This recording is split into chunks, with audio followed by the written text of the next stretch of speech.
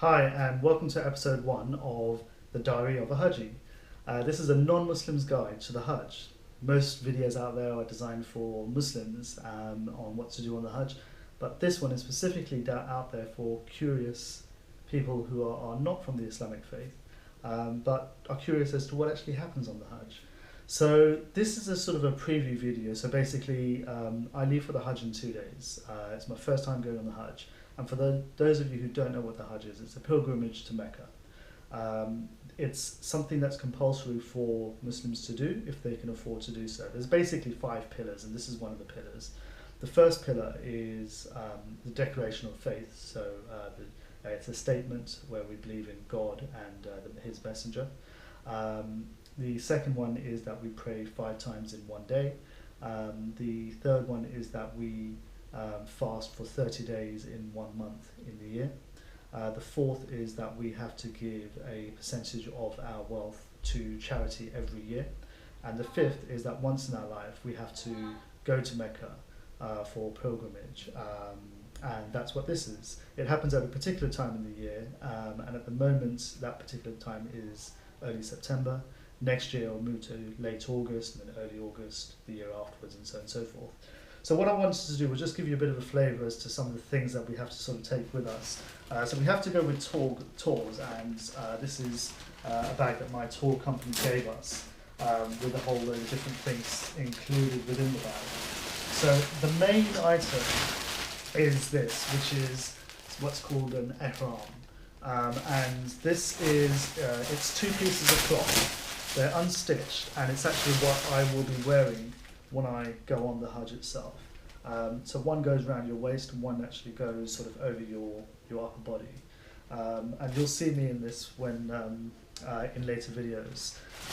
Everybody essentially has to wear this. All the men have to wear this. Women can wear whatever it is that they want, as long as it's modest and reasonable. Men have to wear this, and what it means is that everybody, no matter how rich or poor you are, no matter which country you come from, everybody in the eyes of God is the same. The only thing that carries you forward is your good deeds. So this is what we will be wearing for the ihram, for the Hajj itself. Our tour company has been really good. They've given us loads of bags and things to take along with us. There's backpacks and things like that, which is good. It's got their logos and stuff on it. I'm not advertising them, but basically it's so that there's 3 million people that are going to be there. So having the same bag will help to identify, who your fellow Hajjis are, so to speak. So some of the other items that I've got, I've always wanted one of these. We do a bit of camping, and I've wanted one of these. We've got a larger size one. This is the small size, and the idea is that I'll take it onto the plane.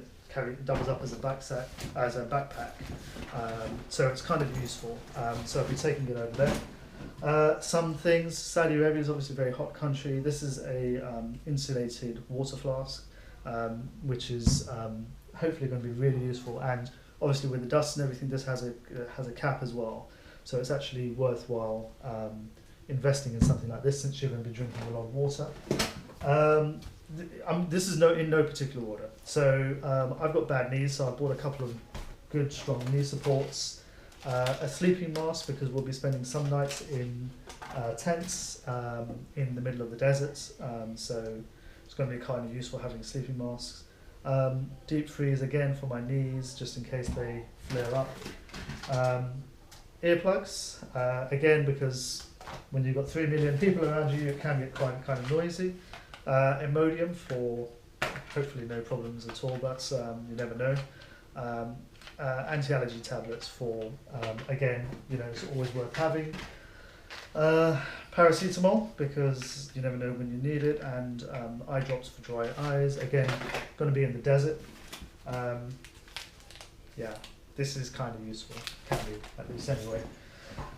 Okay, so what else have we been buying? So I picked up a first aid kit. Our tour is going to have one, but at the same time, it's always handy having one with you as well. A mist spray fan, because it will be really hot in Saudi. It's about 50 degrees there at the moment. Even though it's late August, it's still 50 degrees. So I think it would come in handy. picked up a couple of these masks. So it's myself and my wife who are going on the trip. Forgot to mention that. So pretty much everything that I'm showing you, we've actually got two of. So this particular mask it's an anti-allergy mask. I won't open up. You'll see me wearing this on the Hajj itself, but it's a lot better than a normal dust mask that you might have. I've bought myself a nice pair of sandals. These are really comfortable North Face sandals. We're going to be walking a couple of miles at least each day, so it's really important to have good footwear for the trip. For the Hajj days itself, there's 5 days for the Hajj. I'll be wearing these, which are Crocs. They're really, really comfortable, and similar sort of thing to the other North Face ones. It's really important to have something that is very comfortable on the feet. What else do I have? An inflatable pillow. I chose an inflatable one because essentially it's easier to carry rather than the foam ones or the bean ones that you can get.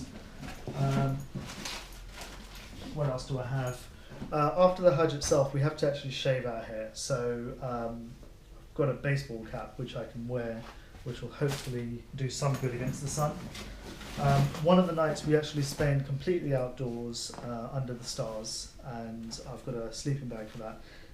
For anybody who's watching this who is going on the Hajj, you want a one or two season sleeping bag, because anything more than that and it will be too hot for the conditions over there. Okay, what else do I have? So other things like torch. Again, one night we are going to be completely outdoors, and there is lights there obviously, but they're not like going to do much because people are sleeping there, so they don't want to have them too bright. So something like a head torch will be invaluable. This is something that we'll be using in the hotel. Obviously, it's just an adaptive charger.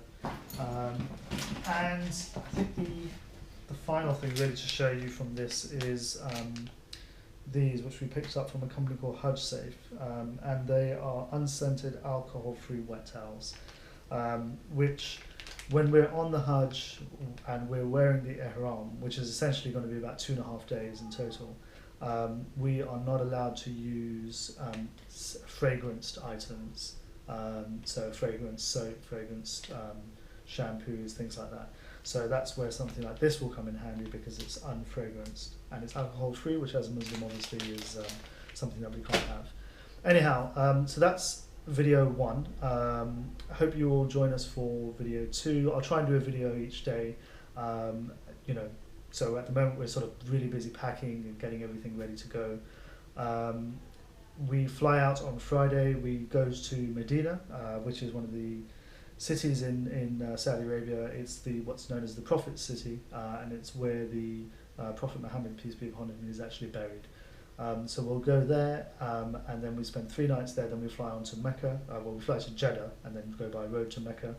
There's no airport in Mecca. They don't allow planes to fly in and out. Then we'll be in Mecca for a couple of days, and then we go on the Hajj, which is a 5-day event. And in that time during the Hajj, we'll be travelling to places like Mina, Arafat, Muzdalifah, and then we'll be going back to Mecca, back to Mina. So there's a lot of backwards and forwards.